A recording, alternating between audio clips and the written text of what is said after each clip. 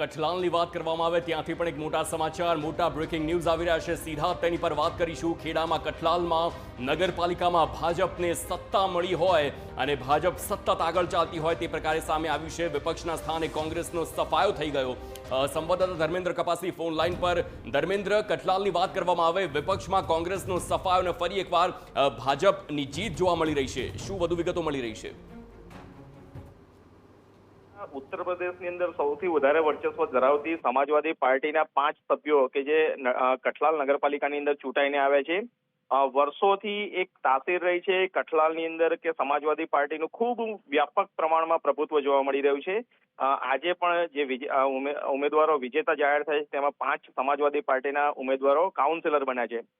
ભાજપના કુલ 19 સભ્યો વિજેતા થતા હવે જે કુલ 24માંથી 19 બેઠક પર ભાજપ અને 5 બેઠક પર સમાજવાદી પાર્ટી વિજેતા થઈ છે અને કઠલાલ નગરપાલિકામાં ભાજપનો ભગવો લહેરાયો છે. જોકે સૌથી મહત્વની બાબત એ કહેવાય કે આખા રાજ્યની અંદર માત્ર કઠલાલ એક એવી નગરપાલિકા છે જ્યાં સમાજવાદી પાર્ટીનો 5 જેટલા કાઉન્સિલરો વિજેતા બન્યા છે. જી સમગ્ર માહિતી બદલ બિલકુલ. તો જે પરિણામો એક બાદ એક આવી રહ્યા છે, TV9 સતત એ અપડેટ આપને આપી રહ્યું છે.